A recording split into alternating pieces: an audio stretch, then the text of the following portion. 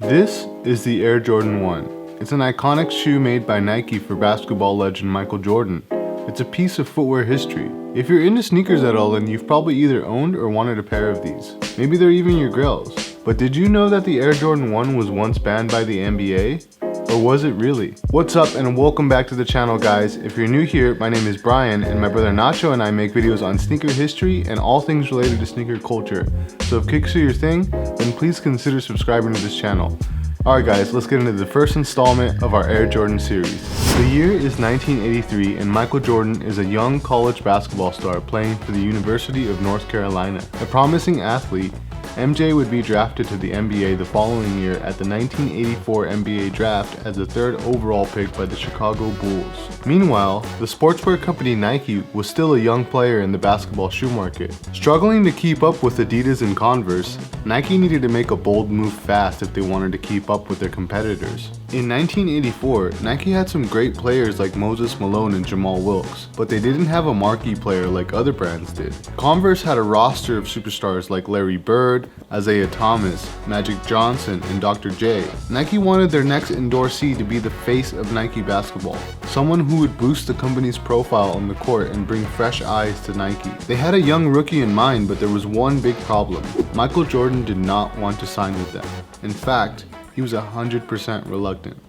You have to understand that in 1984, Michael Jordan was just a 19 to 20-year-old kid, and like most kids at the time, Michael was into Adidas. The flashy tracksuits and three stripes were appealing to young Mike, and he didn't want anything to do with an unestablished brand called Nike.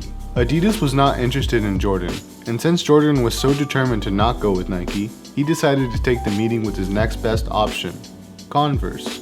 But even Converse didn't meet the standards that MJ had in his head. His dream was to get a shoe deal with Adidas, and that was that. Michael had no interest in going with Nike. He wanted to go with Adidas. That was his strong preference. And he didn't even want to get on the plane to see Nike. And I said, well, Michael, we're going to visit all the companies. It's like getting recruited by colleges, and you have to see the people and see the facilities and whatever.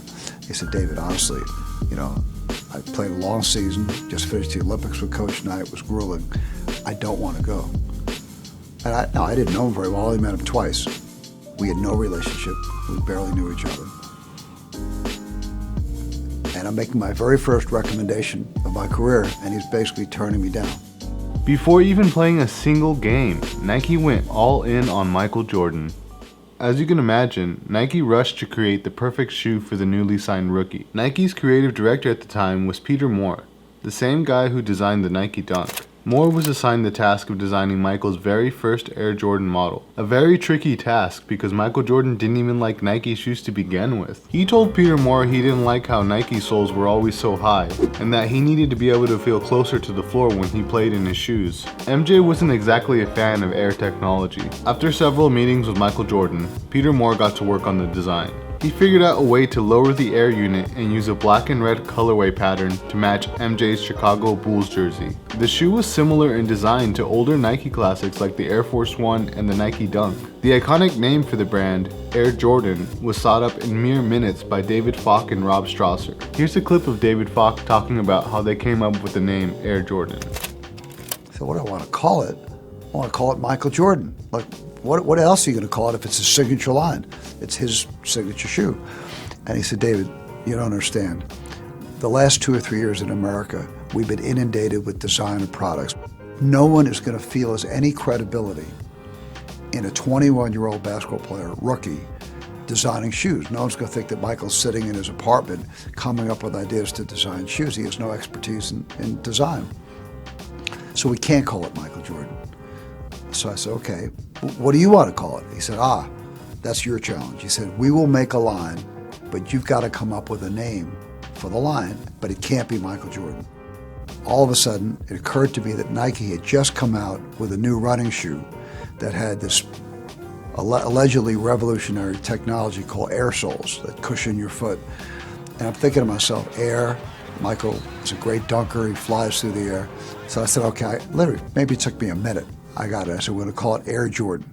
The original black and red colorway was groundbreaking. Before the Air Jordan 1, Basketball shoes were white silhouettes with minimal color. If there was any color at all, it was used in subtle ways to represent a player's uniform or a player's team. The majority of basketball shoes had a white base, so when the Air Jordan 1 came out, it was bold and loud, and probably pissed a lot of people off. The shoe was so different that you had to love it. Fans of the sport finally had a basketball player they loved and could actually dress like off the court. Back in those days, basketball players like Dr. J dressed in suits and high-end designer clothes. And all of a sudden, here's this young basketball player, Michael Jordan, rocking Air Jordan 1s and jeans off the court. It was fresh and new, something no one had ever seen before. He was bigger than basketball, and everybody knew it. Everything was going according to plan until the unthinkable happened. The NBA sent a letter to Nike stating that the shoe's colorway did not comply with the National Basketball Association's uniform rules and procedures. This brought huge attention to Michael Jordan and Nike, but more importantly, it brought tons of attention to the shoe. What happened next was one of the most brilliant marketing moves in history. Nike decided that they would ignore the letter from the NBA and Michael Jordan would still play in the shoe, but it would come at the cost of a $5,000 fine per game. Nike was not only willing to pay the fine, they turned it into the opportunity of a lifetime.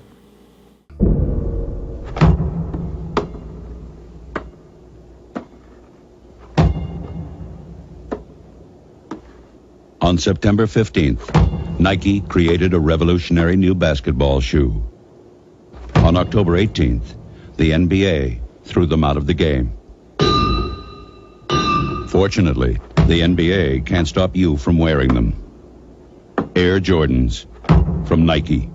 You can imagine the amount of hype this created for the Air Jordan 1. The NBA can stop Michael Jordan from wearing the shoe, but they can't stop you from wearing them. People went crazy for the shoe. But what a lot of people don't know is there's actually a lot of speculation around whether the shoe was actually banned or not. And not only that, was the shoe in question even the Air Jordan 1? It wasn't. Get this. During Jordan's 1984 rookie season, MJ wore Nike Airships. He wore them in white and red, but he also wore them in a special black and red colorway. Nike made a pair of black and red Airships that they used as a placeholder for the Air Jordan 1 while it was still being designed, and it was in fact these Nike Airships that the NBA so-called banned. So now you know, the Air Jordan 1 wasn't actually banned by the NBA. It was actually the Nike Airship, and it was never really a ban, it was just a warning from the NBA. But Nike's genius marketing strategy made everyone believe that it was banned, and because of that, there's a lot of myth around the shoe and a lot of legend, and it makes it that much better, I think. Alright guys, so I hope you learned something new, but hey, if you want to learn even more about sneaker history, my brother Nacho and I put together this playlist for you. It's a pretty fat playlist of all the sneaker history videos we've done. We've done the Stan Smith, the New Balance 990, we've done the Presto, we've done a bunch of shoes, man. Just go ahead and click on that link and it'll take you to a cool playlist that we made. So click on that and we'll see you guys over in those videos. Peace.